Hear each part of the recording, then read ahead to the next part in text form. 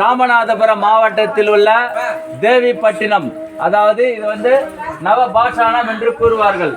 இந்த நவபாஷானத்தை எல்லோரும் வந்து என்னன்னு கேட்டால் 9 நவகிரகங்கள் கொண்டது. இது கடலிலே உள்ளது. இப்ப பாருங்க, இந்த கடல்ல வந்து பாத்தீங்கன்னாக்கா இப்ப தெரியுது வந்து நமக்கு தெரியுது 1 2 3 4 தான். இது வந்து பார்த்தா மொத்தம் 9 நவகிரகம் இருக்குது. இந்த 9 நவகிரகமா காலையில பாத்தீங்கன்னாக்கா சூரிய உதயத்துக்கு போது பாத்தீங்கன்னா 9 நவகிரகமா நமக்கு புறப்படும். ஆனா சூரியன் உச்சிக்கு வர வரைக்கும் அந்த மாதிரி ஒரு நிலையில இருக்கும். அதுக்கு பிறகு பாத்தீங்கன்னாக்கா ஒவ்வொன்றும் நீர்ல வந்து மூழ்கிடும். பிறகு நம்ம இப்ப பார்க்கும்போது வந்து பார்த்தா 4 நாள் தான். இது என்னன்னு கேட்டா வாழ்க்கையில ஏற்றத்தாழ்வுகள், அவங்களுக்கு ஏற்றத்தாழ்வுகள் எல்லாமே வரும் அப்படின்றது ஒரு ஐதீகம். இதுல வந்து என்னன்னு கேட்டா தோஷம், நவகிரக தோஷம் உள்ளவங்க அனைத்தும் நீங்கிறதுக்கு இங்க ஒரு சிறப்பு. அது மட்டும் இல்லாம ஸ்ரீ ராமபிரானே வந்து இந்த நவகிரகத்தை வந்து பூஜித்து அவர் வந்து ராவணன் கிட்ட போர் புரியறதுக்காக போயிருக்காரு.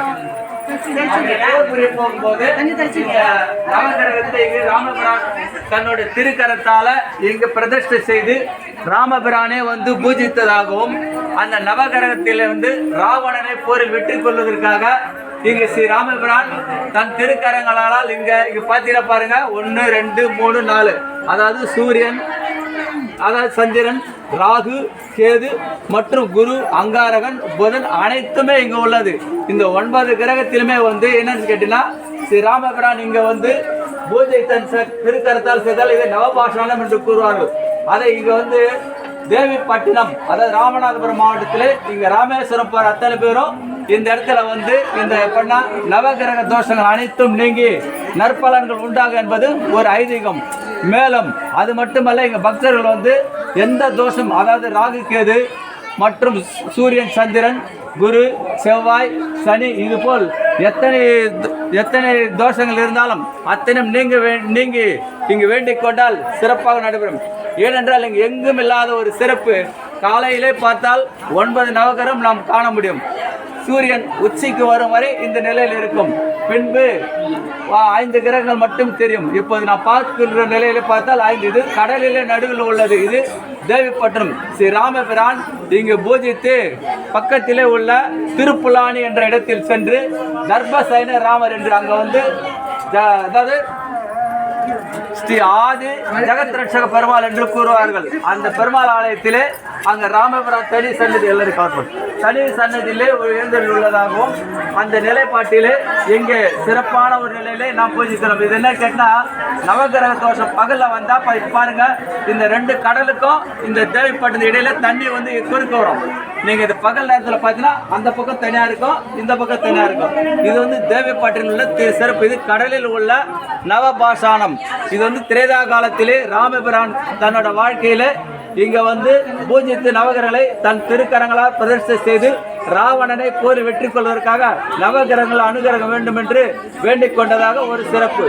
மேலும் இங்க வந்து ராமநாதபுரம், அதாவது ராமேஸ்வரம் பார்த்தா 90 கிலோமீட்டர் பக்கத்தில் உள்ளது. அதுக்கு அடுத்து பார்த்தீங்கன்னாக்கா உத்தரகோசம் மங்கை. உத்தரகோசம் மங்கை என்பது வந்து சுமார் உலகத்து தோன்றியும் போது முதலிலே இந்த உத்தரகோச மங்கு தான், அது உத்தரகோச மங்கை தான் வந்து கட்டப்பட்டதாக சொல்லப்படுகிறது. இங்கே நவகிரகத்தை பூஜித்தால் திருமண தடை விலகுதல், புத்திர சந்தான பாகியம் கிடைத்தல், நவகிரகங்களால் ஏற்படக்கூடிய துர்பலன்கள் நீங்கி அனைத்தும் கிடைக்கும் என்பது ஒரு ஐதீகம். இங்கு நவகிரகத்தை பகல் நேரத்தில் வந்தால் பொதுவாக இங்க நவகிரகம் அனைத்தையும் நாம் பூஜிக்கலாம். அதே சமயம் அங்க வந்து யாத்திரைக்கு வந்திருக்கிறோம். இங்கே எல்லாரும் ஒவ்வொருத்தரும் அப்படியே வரிசையை வாங்கம்மா.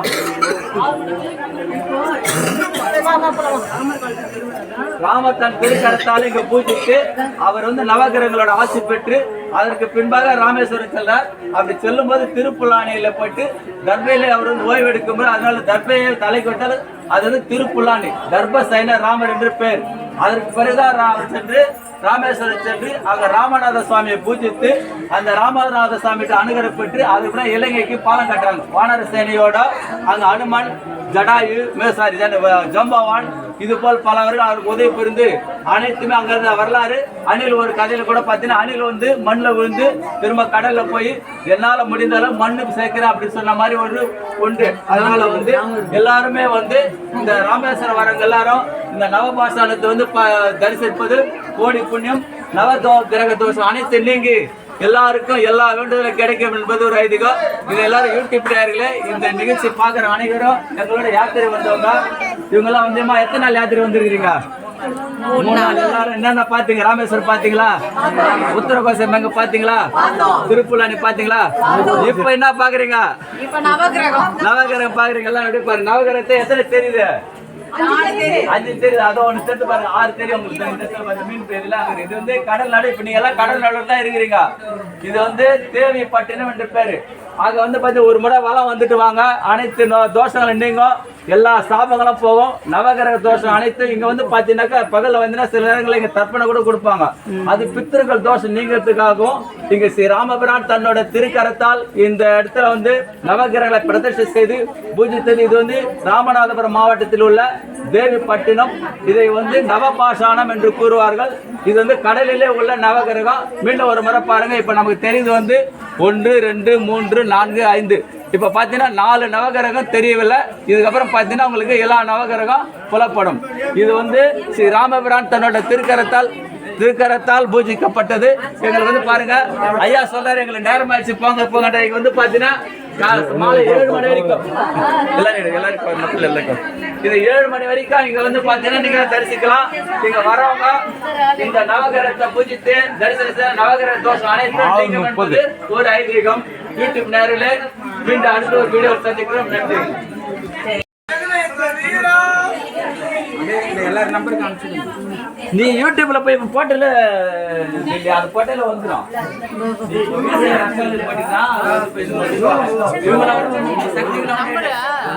எல்லாரும் யூடியூப்ல பாருங்க.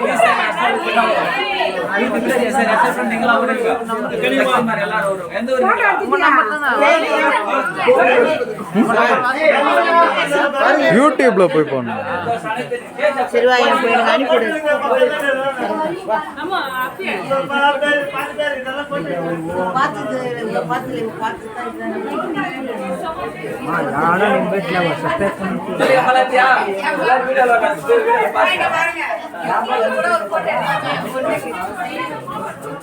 கஷ்டம்